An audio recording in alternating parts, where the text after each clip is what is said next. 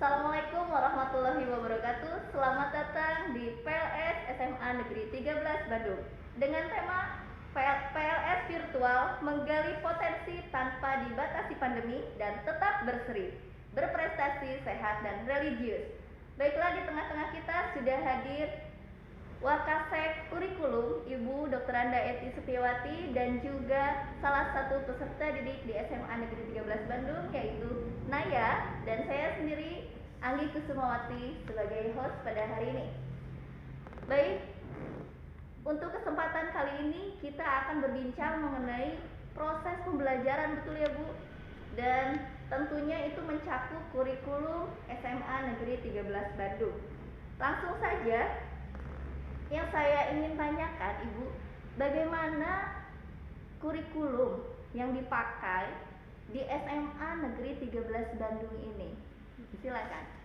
Terima kasih. Ibu ucapkan selamat datang untuk peserta didik kelas 10 tahun ajaran 2021-2022. Selamat bergabung di SMA Negeri 13 Bandung. Baiklah, sesuai dengan yang ditanyakan bahwa di SMA Negeri 13 Bandung ini digunakan kurikulum 2013, di mana pada kurikulum 2013 ini untuk kelas 10 mendapatkan jam pelajaran 44 jam dan jumlah mata pelajarannya ada 16 yang terdiri dari pertama adalah wajib A. Wajib A ini meliputi pelajaran agama, PKN, bahasa Indonesia, bahasa Inggris, matematik, dan sejarah. Sedangkan yang wajib B ini ada PJOK, kewirausahaan, dan seni budaya. Selain itu ada juga muatan lokal yaitu bahasa Sunda. Nah, setelah wajib A dan B maka ada peminatan. Peminatan itu apabila kalian memilih MIPA maka akan mendapatkan peminatan pelajaran kimia, fisika, biologi, dan matematik. Sedangkan untuk yang IPS akan mendapatkan pelajaran geografi, sosiologi, ekonomi, dan sejarah peminatan. Nah, selain itu ada dua mata pelajaran yang lain yaitu lintas minat. Di SMA Negeri 13 ini lintas minatnya terdiri dari satu bahasa asing yaitu bahasa Jepang, dan yang keduanya ada peminatan geografi, sosiologi, dan kimia. Itu. Kemudian untuk kurikulum 2013 ini penilaiannya meliputi untuk penilaian ulangan harian, semester, penugasan, portofolio. Nah, itu merupakan kumpulan nilai-nilai yang nanti di kelas 12-nya bisa digunakan untuk jalur SNPTN negeri tanpa tanpa tes. Baik. Ya, baik, jadi adik-adik semuanya, peserta didik baru yang sudah bergabung di SMA Negeri 13 Bandung ini, jadi kalian akan mendapatkan beberapa mata pelajaran ya Bu ya, yang tentunya sudah ada peminatannya, lalu nanti ada bahasa asingnya juga ya Bu, betul ya. Jadi jangan khawatir, kalian akan disuguhkan dengan pembelajaran yang menarik setiap harinya. Nah, baik Bu, mengingat kita sedang ada dalam masa pandemi ya Bu ya, idealnya apa nih biasanya kurikulumnya dirubahkah ataukah disesuaikankah dengan masa pandemi ini? Karena memang pada dasarnya ada keterbatasan tersendiri, betul ya Bu ya, karena ada masa pandemi ini. Jadi silakan, ada nggak sih Bu perbedaan atau perubahan pembelajaran selama masa pandemi ini? Ya, sesuai dengan SKB 4 Menteri ya, bahwa pada masa pandemi ini kita tidak belajar tatap muka, tetapi belajar melalui daring. Di SMA 13 ini menggunakan Google Classroom, di mana setiap hari peserta didik belajar dari jam 8 sampai jam 11, kecuali untuk hari Senin untuk kelas 10 itu ada pembinaan dari wali kelas dan BK secara bergantian. Kemudian selain itu setiap hari itu 3 mata pelajaran, dan kecuali satu hari ada yang 4 mata pelajaran. Kemudian jenis yang diberikannya ada yang Google Classroom, ada yang Google Meet. Jadi dalam satu hari setiap peserta didik atau setiap kelas selalu ada Google Meet yang 1 kali Google Meet, 2 kali Google Classroom. Itu ini ya, pengaturan supaya jangan terlalu sering Google Meet-nya atau semua Google Classroom, jadi diatur sedemikian. Iya, jadi disesuaikan ya Bu ya, supaya semuanya seperti Google Classroom dan Google Meet itu seimbang ya. Iya, betul. Nah, di ngobrol santai ini saya sudah mengundang, tadi kan ada salah satu peserta didik di SMA 13 Bandung. Nah, boleh nih dari posisi peserta didik sendiri, menurut Naya ada nggak sih yang mau disampaikan sama Ibu Dr. Anda Eti ini? Selagi kita ketemu juga kan ya, jarang-jarang kan kita ketemu. Nah, ada nggak yang mau disampaikan? Kalau dari Naya ada beberapa pertanyaan dari teman-teman nih, berhubung kita udah lama sekali belajar online, ada beberapa pertanyaan dari teman-teman. Bu, kira-kira kapan sih sekolah offline kita jalanin, kapan sih kita sekolahnya tatap muka gitu, nggak di rumah aja, itu kapan Bu kira-kira? Ya, memang sekarang pandemi ini semakin banyak ya, setiap hari itu banyak yang jadi korban untuk, sehingga itu kesehatan itu yang paling penting, nomor 1. Jadi apabila misalnya, tentu saja pemerintah juga ingin atau punya rencana untuk pembelajaran tatap muka. Rencananya dari semester genap juga sudah, tetapi karena melihat kondisi sekarang semakin banyak yang terpapar pandemi, maka ditangguhkan. Ada beberapa syarat untuk PTM ini ya. Pertama, wilayahnya harus zona hijau dulu. Jadi kalau masih zona merah, kuning itu belum bisa. Kemudian yang kedua, sarprasnya harus bisa mendukung. Mulai dari sanitasi, toilet, kemudian tempat cuci tangan, kemudian untuk hand sanitizer, desinfektan, itu harus ada sarananya. Kemudian yang keduanya, akses pelayanan kesehatan harus ada, misalnya dengan puskesmas harus ada kerjasama dulu. Kemudian ruang UKS-nya harus memadai. Nah itu. Kemudian selanjutnya menerapkan wajib masker. Jadi masker itu wajib sesuai dengan protokol kesehatan. Kemudian memiliki alat ukur suhu, kita sudah memiliki. Kemudian memiliki pemetaan kesehatan.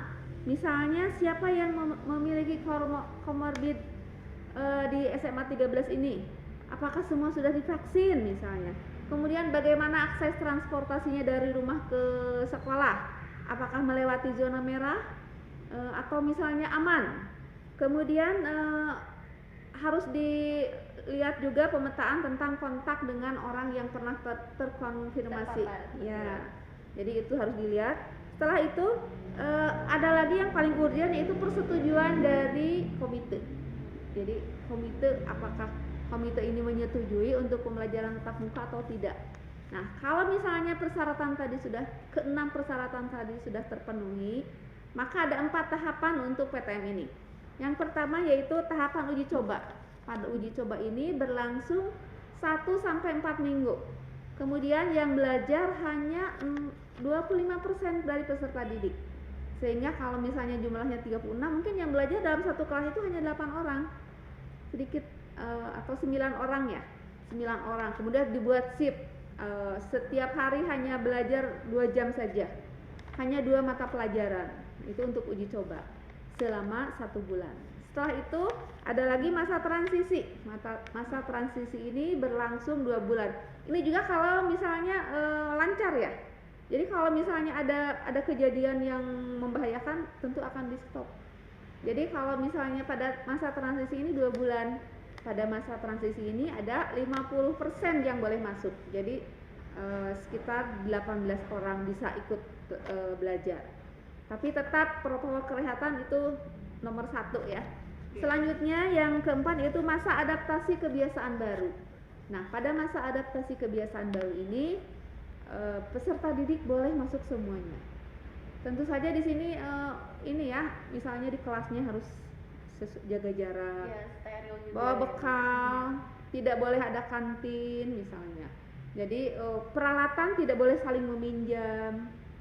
Jadi bawa masing-masing, untuk alat ibadah, untuk alat makan, untuk minum, semuanya serba sendiri. Jadi tidak saling meminjam. Setelah itu, setelah masa adaptasi normal, sekarang masa new normal, adaptasi kebiasaan baru tadi ya. Nah, masa new normal ini seperti normal, belajarnya seperti biasa, tentu tetap disesuaikan dan protokol kesehatan tetap diterapkan. Itu mungkin rencana pembelajaran tatap muka. Nah, mudah-mudahan cepat ya, sesuai dengan kalau kita patuh dari sekarang, tentu pandeminya akan bisa mereda. Iya, betul Kita akan lebih sekali. cepat Iya, akan betul. melaksanakan PTM. Karena memang pada dasarnya karena ketidakpatuhan dan kelalaian Nah, kita sendiri betul, sebetulnya betul. yang memang bikin sekolah kita mengulur lagi gitu. Iya. Sebetulnya peserta didik yang baru jangan khawatir, meskipun kalian belajar dari rumah, meskipun kita dipisahkan oleh jarak nih dan waktu yang kita cuma bisa lihat kegiatan virtual, namun insya Allah SMA 13 Bandung ini sudah menyuguhkan materi-materi yang menarik, terus guru-gurunya juga berkompeten ya Bu ya tentunya di bidangnya. Jadi jangan sampai ada hambatan dalam proses belajarnya nanti, karena tadi didengar cukup ribet juga ya Bu ya. Iya. Dengan sesuai proseduralnya ketika kita harus tatap muka ada 4 tahapan juga tadi. Yang tadinya 25% naik lagi jadi 50%, terus menuju normal, terus new normal juga. Nah itu tuh memang butuh proses yang cukup panjang tentunya. Itu pun kalau tidak ada kendala ya Bu ya. Kalau ada kendala terpapar segala macam, ya udah tutup lagi deh gitu ya. Iya, betul. Virtual lagi deh. Iya. Jadi buat adik-adik semua, karena tema kita menggali potensi tanpa dibatasi pandemi, jadi jangan sampai gara-gara pandemi ini potensi kalian terkubur gara-gara mager yang tiduran terus di rumah ya Bu ya. Betul. Iya. Nah, tadi dari Naya sudah nih menanyakan kapan nih masuknya. Kayaknya memang sudah kangen berat ya buat Iya, sekolah benar ya. sama teman-teman sama Kumpul-kumpul ya, senang sekali di sekolah Iya, itu. betul. Kami pun rindu ya Bu sebetulnya ya. Iya betul. Rindu sekali akan suasana yang memang begitu bel masuk anak-anak yang lari-lari ke sana kemari Iya, gitu kan ya. Iya. Nah, sebelum kita tutup ngobrol santai ini, ada nggak sih Bu kiat-kiatnya supaya anak-anak itu meskipun belajarnya di rumah tapi tetap fokus, tetap semangat gitu Bu. Iya. Kan jadi nggak selimutan virtualnya ya, GM-nya sambil selimutan, terus kameranya dinonaktifkan Ditutup, gitu. iya, betul. Silakan Mangga Bu. Ya, tentu saja yang paling utama adalah protokol kesehatan, jaga kesehatan, tingkatkan imun itu ya. Nih, untuk kita bisa belajar efektif, yang pertama-tama adalah membuat situasi yang nyaman untuk belajar itu. Fasilitas harus lengkap, tentu sesuai dengan kemampuan fasilitasnya ya. Jadi jangan sampai misalnya belajarnya di kamar tidur, sehingga nanti kalau sudah malas tinggal tidur. Jadi tidak seperti demikian. Itu yang pertama. Kemudian yang kedua, kita harus beranggapan bahwa sekolah itu seperti sekolah yang luring, yang tatap muka. Kita mulai bangun pagi, mandi, sarapan, kemudian siap-siap untuk pembelajaran, pakai seragam misalnya. Itu bisa menambahkan motivasi untuk belajar. Jadi mulai dari awal dulu. Kemudian setiap hari ikuti apa yang diperintahkan oleh guru. Cicil pekerjaan itu jangan sampai bertumpuk sampai banyak, jadi semakin banyak semakin malas nanti. Iya betul sekali. Ya, jadi harus menyicil. Kemudian konsentrasi ya. Memang ada peserta didik yang belajar dengan ada musik. Iya betul. Ya, itu memang tidak bisa disalahkan ya. Memang Iya. karena mereka nyaman dengan seperti demikian. Ya silahkan saja. Yang penting konsentrasi. Jangan sampai konsentrasinya terpecah karena adanya musiknya. Tapi Iya, kalau betul. dengan musik jadi konsentrasi ya silahkan saja. Kemudian pahami setiap pelajaran, bukan dihafal ya, tapi dimengerti, dipahami harus itu. Kemudian harus tetap bersosialisasi dengan teman, walaupun melalui sekarang udah canggih ya, Iya, melalui betul. medsos itu kita bisa berdiskusi, Iya. kita bisa bersosialisasi dengan teman, dengan saudara, dengan siapapun supaya kita tidak jenuh, tidak stres di rumah. Kemudian apabila pada saat ini salah satu kesempatan pada saat Zoom Meet ya, Google Meet, pada saat Google Meet itu adalah salah satu kesempatan yang paling bagus untuk bertanya pada guru. Jadi jangan sampai malu untuk bertanya. Jadi kalian harus beranikan diri, daripada tidak bisa lebih baik bertanya. Jadi jangan sampai ketidakmengertian itu bertumpuk akhirnya jadi malas. Nah, dan pelajaran yang kita ikuti juga jangan sampai pilih-pilih. Nah, ini saya senang pelajaran ini ikut. Kalau tidak senang tidak ikut, ditutup kameranya. Tidak seperti begitu. Jadi semua pelajaran harus senang karena memang kita harus mengikuti semua pelajaran. Iya, betul betul. Dan yang terakhir, selalu berdoa untuk kesehatan, keselamatan, untuk semuanya supaya jadi selamat. Iya. Nah, itu kiat-kiatnya dari Wakasek kurikulum kita. Jadi memang belajar itu dibuat senyaman mungkin ya Bu ya. Tapi senyamannya pun tidak dengan nyamannya kita sambil tiduran, sambil segala macam. Tadi boleh, kalau kata Ibu, kalau kita bisa konsen dengan mendengarkan musik boleh gitu kan. Karena memang tidak ada yang melarang kalau kita di rumah ya sebetulnya ya mau dengerin musik, kecuali kalau kita di sekolah mungkin nggak boleh ya. Iya betul. Jadi dibuat sefokus mungkin, senyaman mungkin gitu kan ya, supaya memang pembelajaran kita setiap harinya itu berjalan dengan lancar. Terus kayak tadi Bu, banyak kita berdoa dulu, terus disesuaikan dengan kita kayak belajar biasa ya Bu ya. Jadi nggak kita yang sambil baru kucek-kucek mata langsung buka Google Meet-nya atau Zoom-nya. Jadi kita memang sudah mempersiapkan dari tadinya. Nah, kalau dari Kakak Naya sendiri nih yang sudah berpengalaman daring gimana nih kiat-kiatnya? Kalau dari saya sendiri ya buat adik-adik, buat teman-teman semua, luangkan waktu cukup sejam 2 jam untuk fokus belajar. Nggak usah karena kayaknya karena di sekolah 6 jam harus fokus belajar, di rumah 6 jam, enggak gitu. Cukup sejam 2 jam tapi fokus, benar-benar mengerjakan tugas, benar-benar mengerti apa yang guru terangin, tapi dilakukan konsisten Bu setiap hari, terus menerus selama 1 jam 2 jam. Nah, sesudah belajar 1 jam 2 jam boleh luangin waktu, misalnya mau me time, nonton film atau apapun. Jadi ada self reward buat kitanya sendiri. Iya, betul. Jadi selama belajar pun selain fokus ya ada rasa senang buat dirinya sendiri gitu. Iya, betul. Jadi nantinya waktu pas lagi belajarnya juga nggak akan stres, udah waktunya nggak terlalu banyak tapi konsisten, juga dikasih self reward buat diri sendiri. Nyicil itu. Time ya, ada me time-nya gitu ya. Jadi memang tidak dipungkiri ya, kita stres ya Bu ya. Kebanyakan diam di rumah tuh memang stres ya. Jadi betul tadi kata Kakak Naya, kita perlu juga me time. Artinya kita harus perlu mengondisikan tubuh kita juga supaya kita relax gitu ya. Tadi tuh cuma sebentar kok, sejam 2 jam kita fokus dengan pembelajaran setiap harinya. Setelah itu kita mengerjakan tugas ya kan, kalau ada tugas-tugasnya.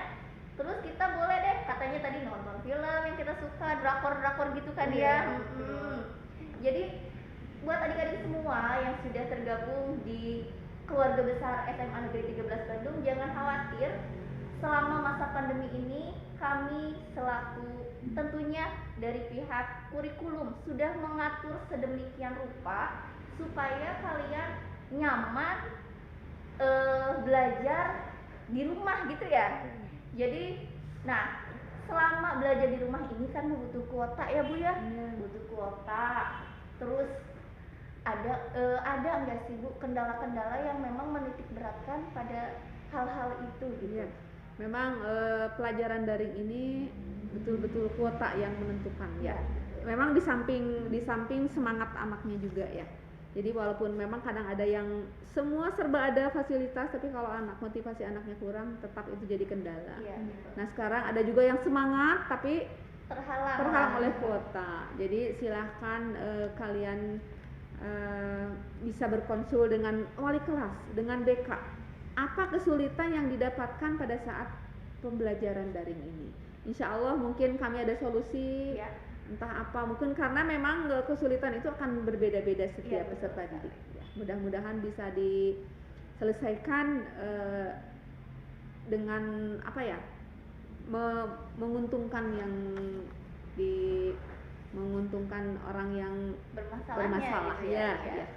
Jadi memang Kalau saya pikir sih Bu, kuota itu pengganti uang jajan kita yang nggak nanya ya. Nah, betul. Biasanya kan kita dikasih uang tuh sama orang tua misalnya 10.000 atau 20.000 untuk ongkos kita ke sini buat jajan. Nah mungkin si ongkos itu kita pakai buat kuota, tapi Ya. kayaknya nggak juga ngabisin segitu banyaknya ya Bu ya. Mungkin terganggu oleh game ya. Nah, tuh kan keganggu juga sama Kuotanya game. terganggu oleh Iya. game. Kebetulan dari yang saya dengar dari SMA Negeri 13 sendiri sudah memberikan kuota-kuota Ya. untuk peserta didiknya ya Bu Ya, ya. ya.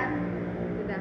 Jadi Dari jangan- pemerintah juga sama Tuh, Kak, dari untuk- pemerintah juga. Untuk guru juga, untuk peserta didik juga. Jadi pemerintah juga sudah merespon, sudah begitu antusias untuk memperhatikan pendidikan ini. Iya betul.